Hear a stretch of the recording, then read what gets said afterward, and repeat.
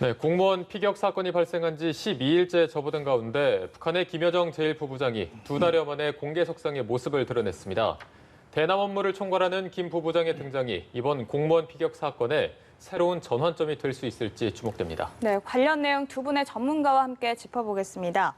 홍현익 세종연구소 수석연구위원, 정한범 국방대 교수 함께 자리했습니다. 어서 오세요. 안녕하십니까? 네, 안녕하십니까? 네. 앞서 말씀드린 대로 김여정 노동당 제1부부장 굉장히 오랜만에 또 모습을 드러냈습니다. 2달여 만에 모습을 드러낸 거라고 하는데 김정은 국무위원장의 수해 복구 현지 지도에 함께 이제 수행하는 모습이 나타났습니다. 최근의 상황을 보면 우리 공무원 피격 사건이나 또 북미 간 어떤 물밑 접촉이 있는 게 아니냐는 얘기가 나오는 상황에서 김여정 부부장의 등장 어떤 의미가 있다고 저희가 봐야 될까요? 예, 김여정 부부장이 가지고 있는 독특한 위치 때문에 이제 다들 설왕설래 말이 많은데요. 이제 그 북한의 유일 지도 체제이지만 또 유일하게 김정은 위원장과 뭐 거의 대등한 수준에서 대화가 가능한 사람이다. 뭐 이런 특수한 위치 아니겠습니까? 백두혈통이라는 것 때문에 그런 건데요. 최근에 이제 김여정 위원장 부부장이 위임 통치의 일원으로서 이제 거론이 된 바가 있습니다. 그래서 마치 이제 김여정 위원장이 모든 것을 다 하는 것처럼 이렇게 알려지긴 했는데 뭐 그 정도는 아니지만 어쨌든 김여정 위원장이 김정은 체제에서의 어떤 가지고 있는 역할은 충분히 있을 수 있다고 보고요. 지난번 우리 남북 정상회담이나 북미 정상회담에서도 그런 모습을 좀 일부 보여줬는데요. 일종의 김정은 체제를 떠받드는 일종의 악역 이런 것들은 충분히 좀 김정은 위원장을 대신해서 할 수 있다라고 이렇게 볼 수 있다면 아마도 김여정 위원장이 다시 또 남북 관계의 모습을 드러낸다면 부부장이 다시 남북 관계의 모습을 드러낸다면 모종의 역할은 할 수 있을 것이다. 그러나 지금 단계에서 우리가 특별히 어떤 역할이 있을 것이다라고 예단하기는 좀 힘든 것이 아닌가 이렇게 생각이 됩니다. 네. 네, 위원님께서는 어떻게 보세요? 네, 뭐 저도 비슷한 생각인데요. 2달 동안 모습을 안 나타났다가 수해 현장에 나타났는데 남북 관계에 뭐 어떤 역할을 하려고 갑자기 나타났다기보다는 그간에 이 사람이 굉장히 맹렬하게 대남 적대 노선을 강조해 오다가 김정은이 그 정도면 됐다.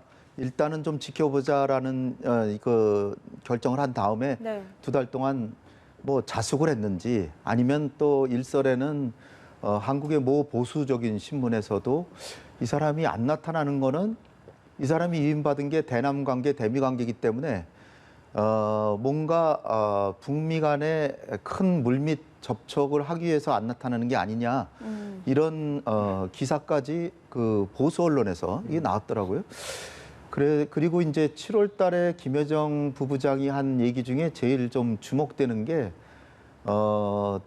지금 북미 간의 대화를 하기 위해서는 과거처럼, 제재 몇 개를 완화해 받기 위해서 뭐 비핵화라고 뭐 이런 식의 지금 협상이 되는 거는 아예 될 수도 없고, 지금 미국이 대화를 하려고 원한다면, 대북 적대시 정책을 폐기하고 그렇다면은 대화 시작은 되겠다. 이게 굉장히 큰 그 맥을 근 거예요. 그 얘기는 뭐냐면은 대북 적대시 정책이라는 게 뭐 한미연합 훈련하지 말고 종전선언이라도 하고 뭐 북한에 대해서 자기들은 여러 가지 많이 했는데 뭐 그럼 이제 시청자분들께서 도대체 북한이 뭘 했냐라고 이제 하실 수 있기 때문에 말씀드리면 핵실험장을 폐기시켰고 뭐 대가를 받고 한 게 아니거든요. 그다음에 장거리 미사일 실험장도 해체하다가 말았고 인질도 돌려보내고 그다음에 또 뭡니까 그 유해 송환하고 그다음에 핵 실험이나 장거리 미사일 실험 안 했잖아요. 그럼 한 5가지 되잖아요. 근데 여기에 대해서 미국이 대가를 준 게 없다고 보는 거죠. 그들은 자기네들은 싱가포르 회담에서 정상끼리 만나서 약속한 부분에서 한반도 비핵화에 대해서 요런 5가지를 했는데 미국은 아무것도 한 게 없다. 그래서 그럼 트럼프 대통령이 여기 계시면 이제 물어보고 싶어요. 도대체 뭘 했는지. 한미연합훈련 좀 규모 좀 축소했는데 그건 자기네 돈 드는데 한국이 돈도 안 내서 축소한다는 거. 그거 외에는 아무것도 한 게 없다 그죠. 그러니까 그런 얘기를 김여정이 하면서 하나 또 힌트를 준 게 뭐냐면 7월 4일 날 미국 독립기념일 날 행사를 자기들이 보니까 꽤 멋들어지게 했는데 그 비디오 테이프 좀 구했으면 좋겠다 그런 얘기를 했어요. 그것도 김정은의 허락을 받고 내가 이런 얘기를 한다 이렇게 했으니까 그게 뭐냐면 내가 백악관에 특사로 가겠다 또는 당신들이 누구 폼페이오 장관이나 그런 사람을 특사로 보내서 비디오 테이프 좀 전해달라 뭐 이런 얘기를 한 거거든요. 그러니까 큰 선을 긋고 그 대신에 우리가 큰 틀의 회담을 안 한다는 건 아니다 이런 얘기를 했거든요. 근데 지금 나타났으니까 뭔가 움직일 수는 있다고 보지만 그렇다고 저렇게 그 김정은 위원장하고 같이 그 수해 복구 현장 저런 거 보는데 나타났다라고 갑자기 김여정이 움직이겠다 이렇게 보는 건 좀 과대하게 보는 게 아닌가. 네, 그렇지만 이 공무원 피격 사건 이후에 북한의 통지문이 있었긴 했지만 그 이후에 어떤 진전이나 별다른 반응이 없어서 김여정 부부장이 등장을 한 이후에 이런 문제에 있어서 좀 어떤 변화가 생기지는 않을까 이런 일각에서 기대도 있거든요. 근데 현재 우리 쪽에서는 공동 조사를 하자 이렇게 두 차례 요구를 했는데도 아직까지 어떤 변화나 답이 없습니다. 여기에 대해서 어떻게 보시는지요? 예, 이제 공동조사를 우리가 이제 요구를 했는데 당연히 우리 정부로서는 당연히 요구해야 할 사항이고요. 저도 이제 당연히 그렇게 돼야 된다고 보는데 과연 이제 북한에서 이것을 흔쾌히 받을 수 있느냐 하는 문제가 이제 거론이 되겠죠. 일단은 본인들이 제시한 문제의 진상과 우리가 파악하고 있는 부분이 다르기 때문에 네. 만약에 우리 쪽의 얘기가 사실로 드러나게 된다면 이제 북한 입장으로서는 굉장히 곤혹스러운 상황이 될 수도 있고요. 또 하나는 북한이 이제 본인들의 영해라고 생각하는 지역에 우리가 같이 들어가서 현장 조사를 해야 된다라고 하면 또 그런 부분에 대해서 또 아마 좀 받아들일 수 없는 부분들이 있을 거고요. 또 하나는 코로나 문제를 지금 최고의 코로나 방역 문제를 최고의 외교 정책 우선순위처럼 이렇게 두고 있는데 이번 사건도 사실은 코로나에 대한 북한 체제의 두려움에서 비롯된 거 아니겠습니까? 네. 기본적으로 본다면. 과연 우리 쪽 인원들이 북한 측에 들어가서 공동으로 조사를 하는 과정에서 북한과 생길 수 있는 어떤 접촉들 이런 것들을 지금 북한이 감내할 수 있겠느냐 이런 종합적으로 본다면 공동조사를 받아들이기는 굉장히 어려운 상황인 것 같고요.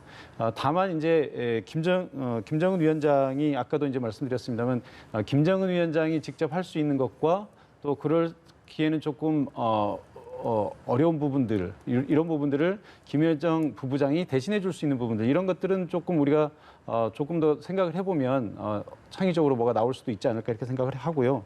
그런 의미에서 우리가 지금 제시하고 있는 군 통신선 복원과 공동조사 이 두 가지를 요청을 했는데 아마도 군 통신선 복원 정도는 북한이 받을 수도 있지 않을까. 이건 이제 방점이 현재 상황을 조사한다기보다는 앞으로 이런 북한의 이번에 통지문에서도 네. 앞으로 이제 재발 방지에 대해서 얘기를 네. 언급을 했거든요. 그러니까 재발 방지라고 하는 부분에 방점을 찍고 이런 부분들은 받아들일 수도 있다. 다만 공동조사의 부분은 좀 현실적으로 좀 어렵지 않을까 싶고 만약에 받아들인다 하더라도 서면 공동조사라든지 이런 정도로 국한되지 않을까 이렇게 생각이 듭니다. 네, 어쨌든 공동조사는 현실적으로 좀 북한이 받아들이기 어렵고 군 통신선 체계는 받아들일 수 있다, 수용할 수 있다 이런 입장을 밝히셨는데 나온다면 서면 공동조사 정도로 좀 예측을 하셨다면 위원님께서는 북한의 반응이 나온다면 어느 정도의 좀 반응이 나올 거라고 예상하십니까?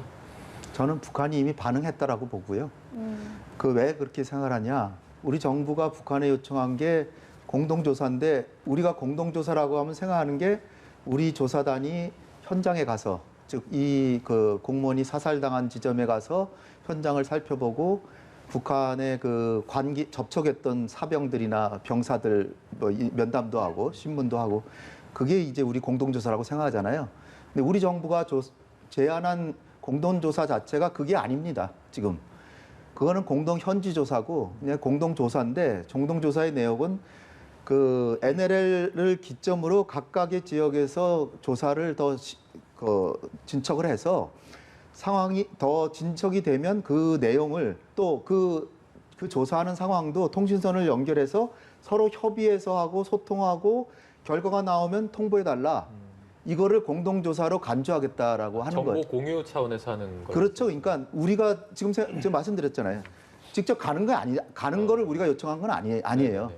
왜냐하면 그게 현실적이기 때문에 간다 그러면은 지금 정 교수께서 얘기하셨듯이 코로나19 상황에서 그들이 받아들일 이유가 거의 없고요. 네. 그리고 그들의 병사를 우리가 신문한다? 거의 불가능이다. 그리고 이 병사를 우리가 사실은 처벌하라 그랬잖아요. 근데 우리가 다 알듯이 그 사회안전성에서 8월 말에 그 북중 국경에 1, 2km의 지역을 설정해 놓고 접근하면 동물이고 사람이고 다 사살한다라고 포고령이 내려 있는 상태예요. 그래서 주한미군 사령관도 지금 그런 내용을 확인했고 네. 그 얘기는 뭐냐? 조직 없이 접근하면, 그러니까 조직 없이라는 건 사전에 이 사람이 올 거라고 예상이 안 된 사람이 오면 다 사살하겠다는 거예요. 그러니까 지금 이 사건의 본질이 뭐냐?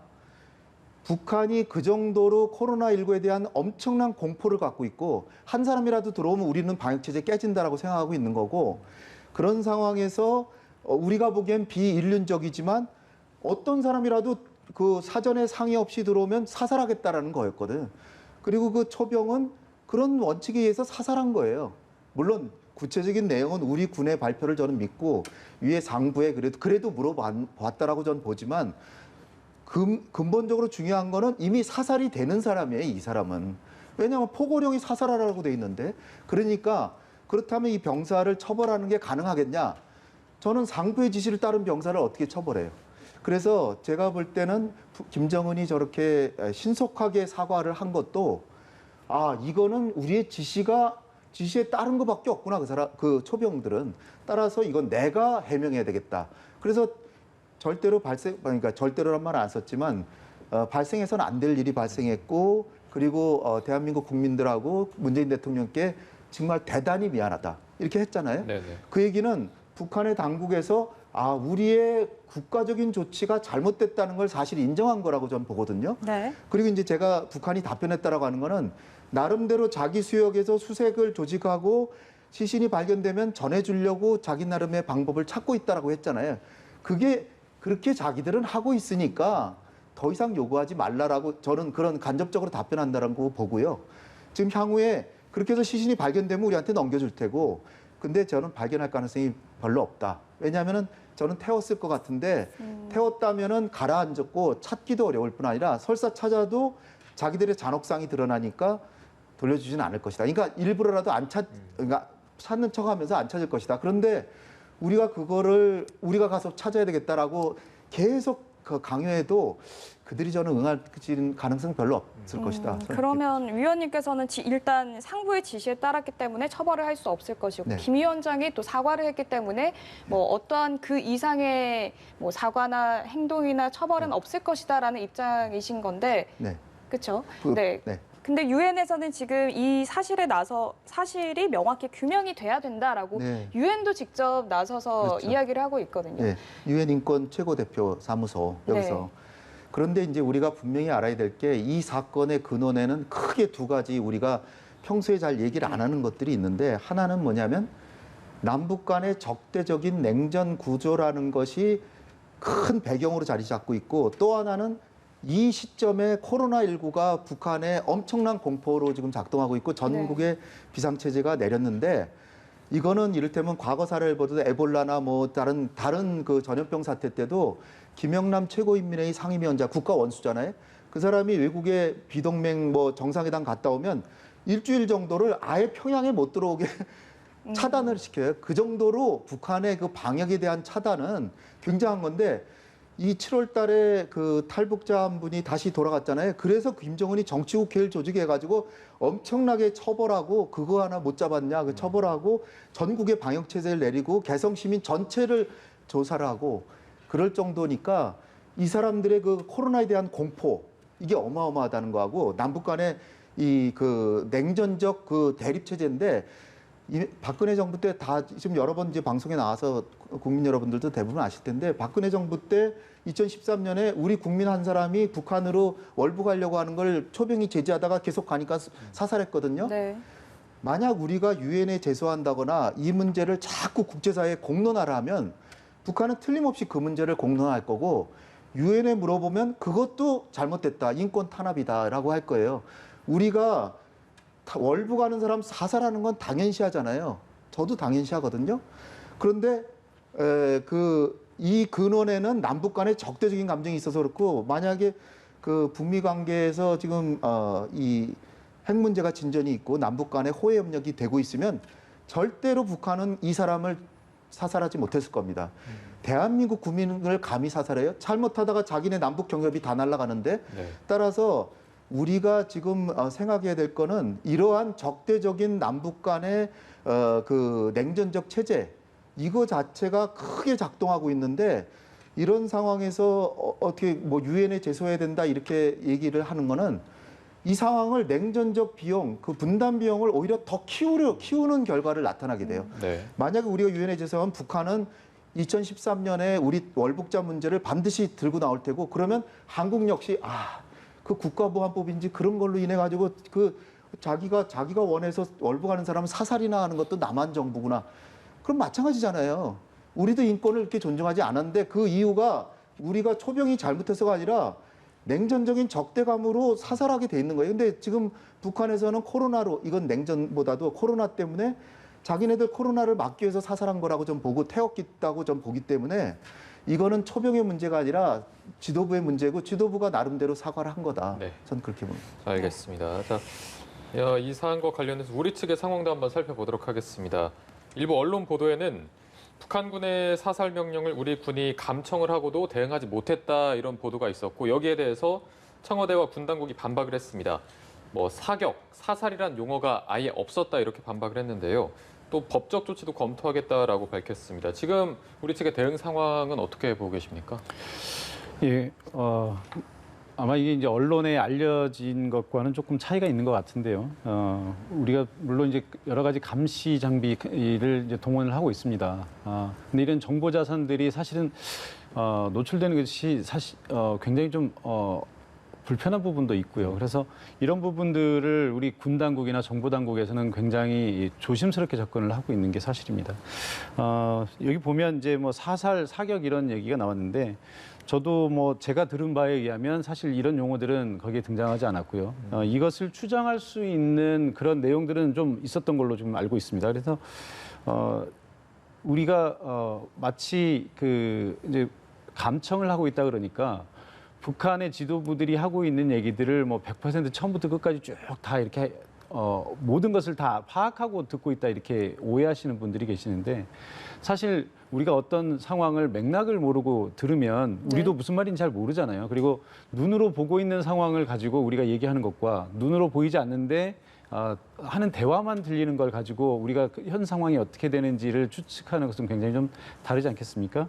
우리가 이제 정보 자산을 동원을 해서 감청을 하더라도 이게 어느 한 주파수만 딱 맞춰서 한 곳만 집중적으로 듣는 것이 아니고 여러 군데의 정보들을 한꺼번에 받는 거거든요.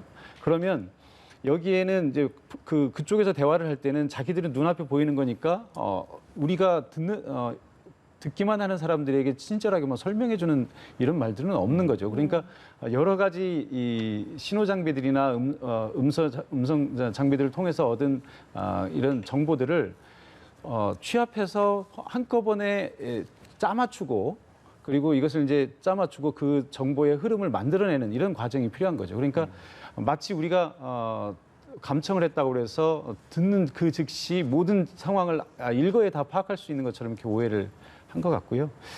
물론 이제 다시 말씀드립니다만 그런 얘기들을 쭉 듣다 보면 이거는 사살과 관련된 내용이구나 하는 것들을 유추해낼 수 있는 대목들은 분명히 있습니다. 근데 이것이 정보 당국에서는 이것을 이해하고 확실하지 않은 또 정보를 만들어서 유통시킬 수는 없는 거거든요. 그러니까 정확한 해석 이 부분이 굉장히 좀 필요했던 것 같습니다. 네. 네. 그리고 이도훈 한반도 평화교섭본부장이 이제 3박 4일의 방미 일정을 마치고 돌아왔는데 이제 돌아와서 한 이야기가 한반도 문제와 관련해서 큰 틀을 짜고 있다 이렇게 이야기를 했습니다. 또 뭐 비건 부장관은 뭐 창의적 방안이 있다 이렇게 언급을 하면서 미국 대선 전에 가시화할 가능성 여기에 대해서는 딱히 사실 부인을 하지는 않았거든요.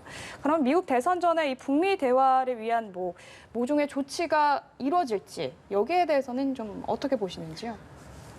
지금 저는 상당히 미국 정부가 좀 움직여주길 바라고 있는데요. 우리 정부가 대통령께서 직접 얘기하셨듯이 미국 대선 이전에 한반도의 평화 프로세스가 다시 가동될 수 있도록 모든 노력을 다하겠다. 근데 이제 미국 대선이라는 거는 정권이 바뀌는 거잖아요. 뭐 트럼프 대통령이 재선될 수도 있지만 그래서 트럼프 대통령은 거기에 전력을 집중하고 있는데 우리는 뭐 최정권 차관도 갔고 김현종 그 청와대 차장도 갔고 또 지금 이도훈 본부장도 갔고 정말 대미 관련 뭐 총출동을 했어요. 네. 총력을 다하고 대통령께서 얘기하신 대로 하는 거죠. 그런데 과연 미국이 움직일까? 결국 미국이 움직여야 되는 건 뭐냐면은 북한이 기대하는 최소한이라고 제가 생각하는 종전선언 정도를 하겠다라고 나와야 되는데 폼페이오가 지금 오잖아요. 7일 날 오는데 네. 저는 참 우리 정부가 무진해를 쓰는 데 비해서 미국이 움직일 가능성 거의 보지 않습니다. 왜냐하면 미국 정부가 제가 첫 번째 질문에 답변해서 얘기했듯이 말로는 다 합의를 했지만 하나도 한 게 없어요. 그리고 실제로 움직일 생각을 안 해요. 그러니까 이제라도 종전선언이라도 네. 제가 왜 종전선언이라도라 그러면 싱가포르에서 합의한 거에 평화체제를 수립해 주기는 딱 그렇게 됐거든요. 평화체제 가려면 종전선언하고도 몇 년 더 걸려요. 근데 종전선언조차를 아예 거론조차 안 해요. 미국이. 그러니까 제가 뭐 반미적으로 얘기한다고 생각하실지 모르지만 저는 그 북핵 문제를 매일매일 보고 있고 과연 미국이 움직이나 몇 년을 봐왔어요. 안 네. 움직여요. 안 움직이는데 제발 좀 움직이길 좀 바라고요. 움직여도 북한이 움직일 거냐는 또 별개 문제예요. 왜냐하면 북한 입장에서는 지금 미국 대선이 한 달 남았는데 트럼프가 떨어지면 뭐 트럼프하고 대화하는 게 별 의미가 없잖아요. 의미가 없겠죠. 그럼 북한으로서는 한 달 뒤에 뭐 되는지 안 되는지 보고 대화하지 지금 하겠어요. 그러니까 옥토버 서프라이즈라고 하는 거는 가능성은 별로 안 큰데 그나마 지금 이 공무원 피살 문제 이 문제라도 해서 남북 간의 관계가 좀 개선되고 북미 간의 대화의 틀이라도 좀 마련해 놔야 되는데 만약에 조 바이든이 되면은 미국의 그 행정부 속성상 6개월 정도는 북미 대화 거의 할 수가 없어요. 국무장관 지명하는 청문회 하는 데만도 한 4, 5개월 걸려요. 그러니까 트럼프가 되면 물론 빨리 북미 관계가 재건될 수 있겠지만 그러나 조 바이든이 되면 또 시간이 걸리니까 그거를 위해서 사전 준비라도 좀 해놓는 정도만 돼도 저는 기대 수준에 부합한다 저는 그렇게 봅니다. 네, 어쨌든 뭐 미국이 움직일 가능성은 많지 않다고 이렇게 말씀해 주셨고 지금 북한의 반응을 좀 봐도 김성 유엔 주재 북한 대사의 말을 보면 경제적 어려움은 인정하는데 존엄성은 팔 수 없다. 또 종전 선언에 대해서도 평가할 게 없다. 다소 냉랭한 반응이거든요. 북한의 반응은 어떻게 예상하십니까? 우리 홍 의원님께서 말씀하신 연장선이라고 보는데요. 일단 미국이 손뼉이 마주쳐야 소리가 나는 거 아닙니까? 그러니까 북한은 사실 아까 말씀하셨던 대로 핵시설도 파괴도 하고 해체도 하고 이랬거든요. 근데 이제 거기에 대해서 미국은 거의 립 서비스로 일관을 했어요. 그러다 보니까 이제 북한이 좀 속았다 이런 느낌을 좀 가진 것도 있고요. 이런 연장선에서 북한이 지금 이제 대화를 더 이상 하지 않고 이제 닫고 있는 이런 상황인데 사실 지금 미국의 대선이 막 진행되고 있는 이런 상황에서 11월 이제 첫째 주에 미국 대선이 있지 않습니까? 네. 바이든이 될지 트럼프가 될지도 모르는 상황에서 여태까지 버텨온 북한이 갑자기 이것을 받을 리가 없죠. 지금 한 달도 안 남은 미국 대선이 있는데 대선 상황을 보고 나서 결정해도 뭐 크게 달라질 것이 없다고 판단할 텐데 지금 미국 대선에서 만약에 바이든으로 정권이 바뀐다든지 그러면 또 완전히 새로운 정책이 나올 수도 있거든요. 네. 트럼프와 뭔가 합의를 한다고 하더라도 바이든 정부가 이것을 뒤집어 버리면 또 새로 해야 되는 거고요. 네. 그렇게 되면 지금 북한은 아마도 이런 생각을 많이 하고 있을 겁니다. 평양 정상회담, 남북 정상회담에서 영변 핵시설에 대한 포기 의사를 김정은 위원장이 밝혔었거든요.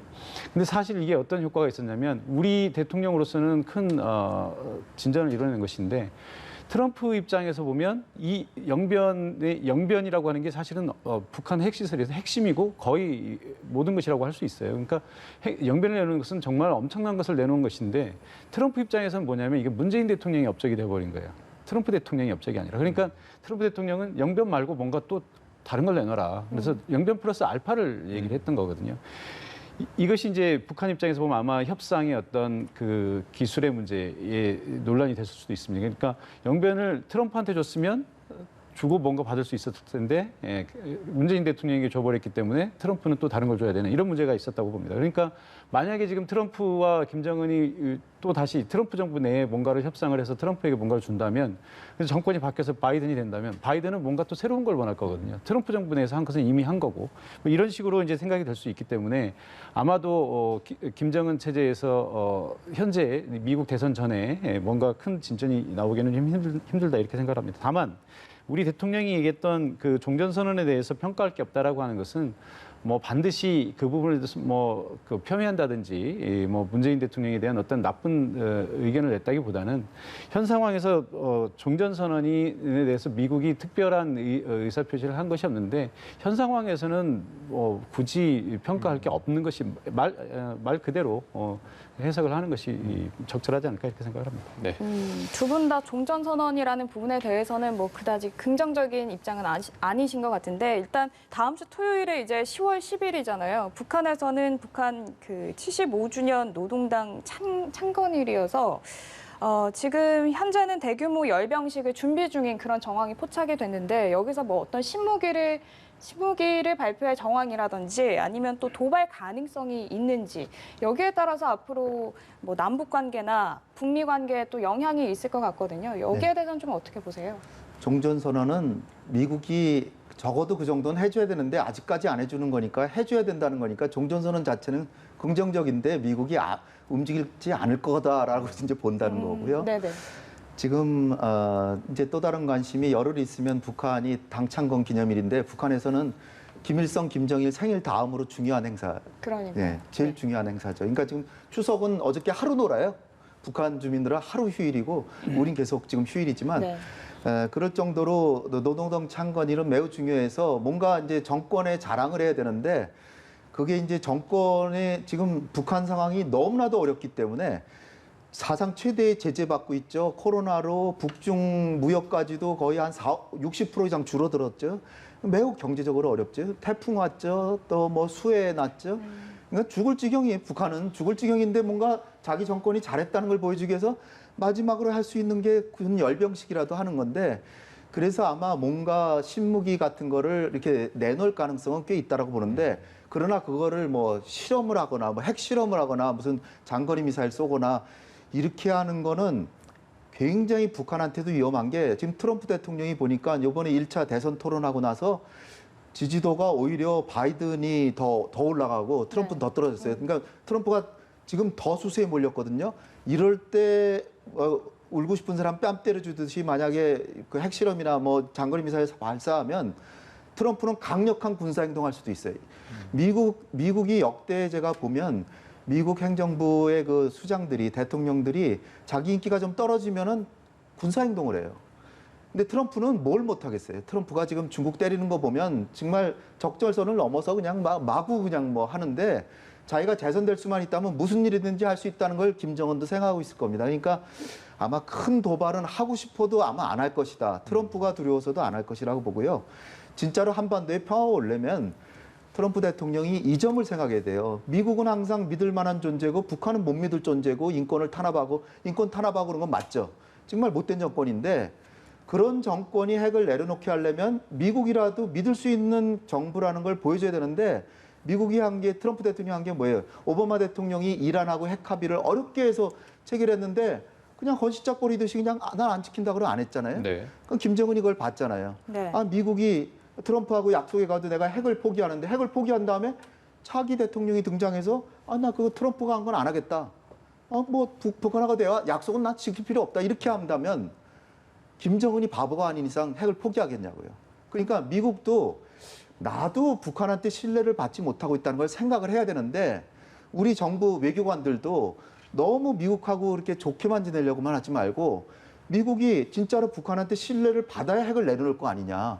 이런 걸 당당하게 얘기할 수 있어야 대한민국 외교관이라고 저는 봅니다. 그러면 네. 이게 신무기 공개 가능성은 높지만 도발 가능성은 낮다 이렇게 예측을 해주셨는데 교수님께서는 어떻게 예측하십니까? 뭐 신무기라는 게요 사실 이 정치적인 행위 아니겠습니까? 그러니까 신무기가 정말 나올 수도 있고 또 신무기인 척하고 그냥 모형만 나올 수도 있는 거고요. 그러니까 이 무기라고 하는 것이 이제 전술 무기와 이제 전략 무기들이 있는데 전략 무기는 사실 정치적인 무기이기 때문에 이것의 성능을 필요에 따라서는 과장해서 내놓을 수도 있고요. 또 경우에 따라서는 과소평가하게 만들 수도 있는 겁니다. 그러니까 뭐 아직 개발되지 않은 무기를 마치 개발된 것처럼 해서 그리고 열병식이 나오는 건 실제 무기들이 나온다기보다는 대부분 모형들이 이제 나오게 되거든요. 네. 뭐 정말 핵폭탄을 가도 행진을 하겠습니까? 이제 그렇기 때문에 좀 이제 개발 중인 무기를 마치 개발된 것처럼 이게 포장할 수도 있고 또는 정말 밑에서 중요한 무기라면 오히려 공개 안 할 수도 있고 하는 거기 때문에 이 열병식에서 어떤 그 무기가 나온다고 하는 것은 뭐 약간의 자극적인 기사는 될 수 있지만 외교적으로 큰 문제가 될 수 있을 만큼 중요한 것은 아니고요. 오히려 이제 이런 문제들이 이번